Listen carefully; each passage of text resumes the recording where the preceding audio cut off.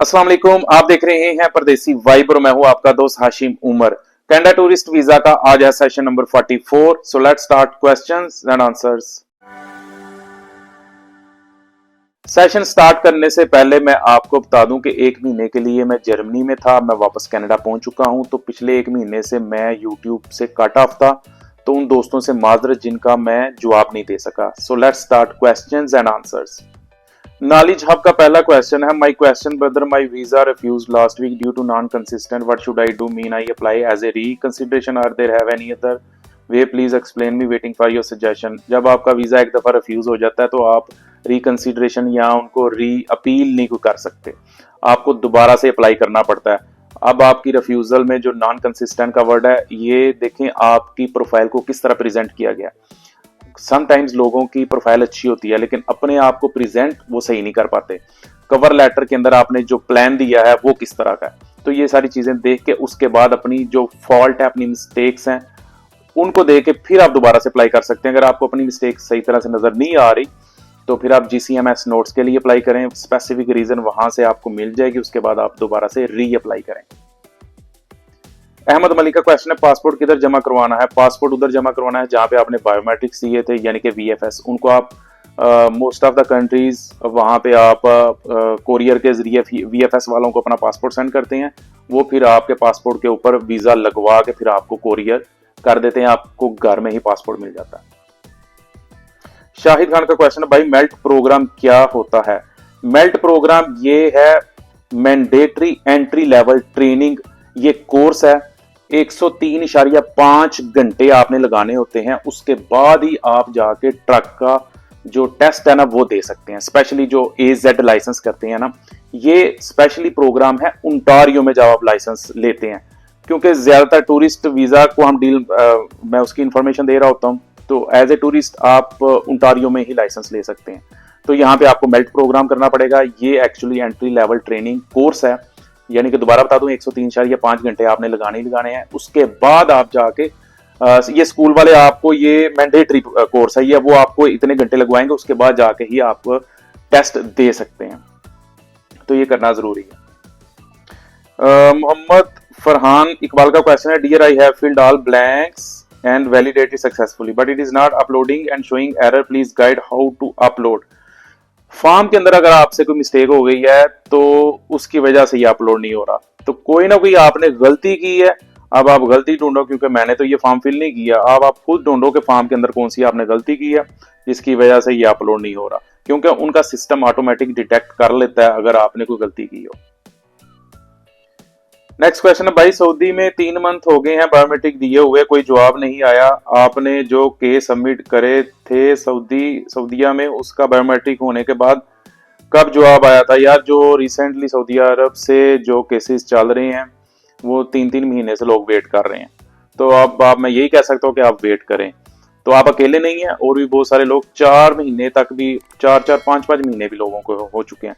5 महीने तो बहुत ढेर केसेस है, 3-4 महीने ज्यादा जो केसेस है ना इतने चलते हैं, उसके बाद रिजल्ट लाजमी आ जाता है।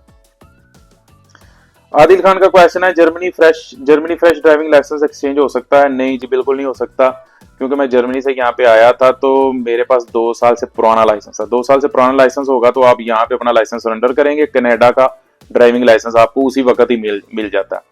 अब आपके पास जर्मनी का ड्राइविंग लाइसेंस है, वो ये देखें कोई भी लाइसेंस है, मतलब इस जर्मनी से हटके देखें, कोई सऊदी अरब का है, दुबई का है, पाकिस्तान का है, इवन के जर्मनी का लगा ले। अगर जर्मनी का 2 साल से पुराना है तो वो तो एक्सचेंज हो जाएगा, लेकिन अगर किसी दूसरे कंट्री का है तो वो एक्सचेंज नहीं होगा। 11 कंट्रीज की लिस्ट है, वो बहुत सारे लोग जो मेरा वीडियोस देखते रहते हैं उनको पता है कि 11 कंट्रीज ऐसे हैं कि जिनका आप लाइसेंस इधर सेंडर करोगे तो आपको लाइसेंस मिल जाएगा। उन 11 कंट्रीज से हट के जो कंट्रीज हैं वहां का आपने 2 साल से पुराना लाइसेंस लेके आना है और वहां से एब्स्ट्रैक्ट लेटर लेके आना है।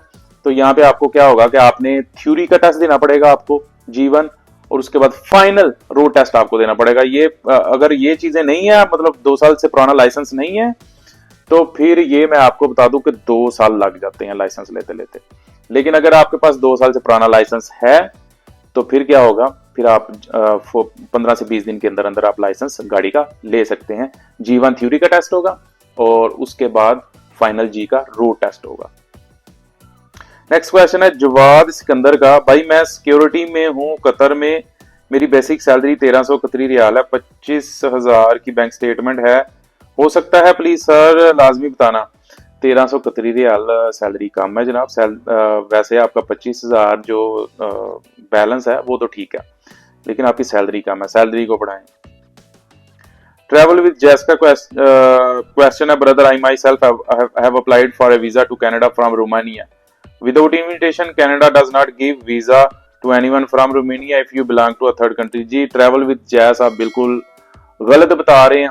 रोमानिया से ये जिस वीडियो के नीचे आपने कमेंट किया, इसी वीडियो में रोमानिया से पाकिस्तानी बंदा था, उसका वीजा लगा और वो भी कनाडा आने वाला, ठीक है। तो आप अगर आपका रोमानिया से वीजा नहीं लग सका तो इट डजंट मीन कि किसी और का भी नहीं लगेगा।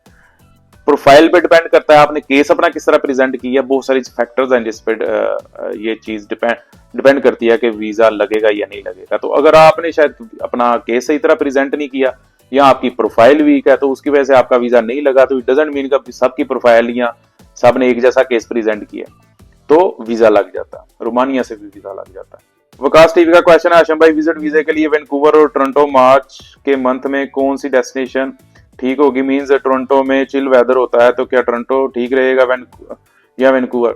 देखें अगर आप मार्च में, पहले तो मैं आपको रिकमेंड ही नहीं करूंगा कि मार्च का आप ट्रैवल प्लान दें, मार्च की बजाय आप अप्रैल का दें।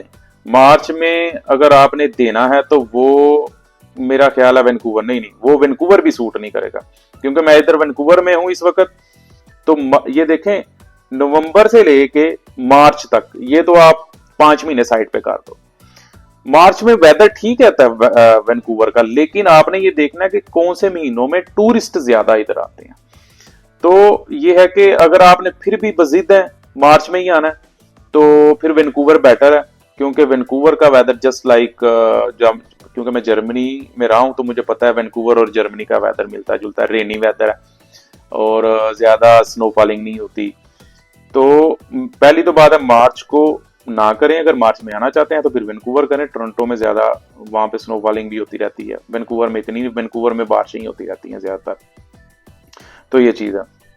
बाकी अगर इन महीनों के दरमियान अगर कोई आना चाह रहा है नवंबर से मार्च के दरमियान, तो वो सिर्फ न्यू ईयर का प्लान करे, उसके अलावा इतनी ठंड में आने की जरूरत नहीं। आना क्या है, वीजा ही रिजेक्ट हो जाना यार आपका।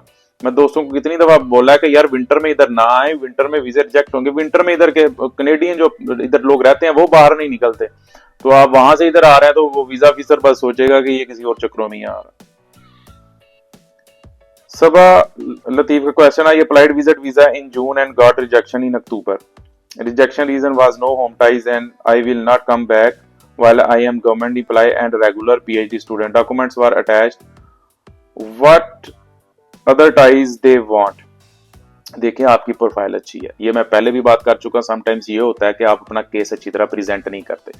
आपने कवर लेटर में क्या लिखा है, अपने आप को किस तरह प्रेजेंट किया है, आपने ट्रैवल प्लान कैसा दिया है, तो ये चीजें बहुत मैटर करती हैं कि केस किस तरह प्रेजेंट किया। आपकी प्रोफाइल मुझे जो दिखने में नजर आ रहा है वो अच्छी है, लेकिन आपने शायद केस प्रेजेंट अच्छा नहीं किया, तो जिसकी वजह से आपकी रिजेक्शन आई हुई है।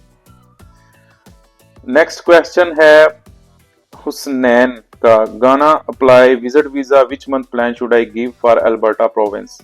Is April okay for tourism on Banff jasper side? मेरे ख्याल है अप्रैल की बजाय ना आप मई, अप्रैल के एंड या उसके बाद आप शुरू कर लें, ठीक है। अप्रैल का स्टार्ट ना डालना, क्योंकि ये जो बैंफ और जैस्पर ये आ जाते हैं ये कैलगरी वाली साइड पे, ठीक है, अल्बर्टा प्रोविंस में ही आते हैं, तो वहां थोड़ी ठंड ज्यादा पड़ती है। तो आप कोशिश करें कि अप्रैल के एंड वाला जो वीक है वहां से ऑनवर्ड आगे शुरू करें कोई भी प्लान देने, लेकिन अप्रैल के स्टार्ट में ना देना क्योंकि ठंड पड़ती है ज्यादा। जितनी ज्यादा ठंड होगी ना तो वो फिर वीजा के रिजेक्शन चांसेस ज्यादा हो जाते हैं।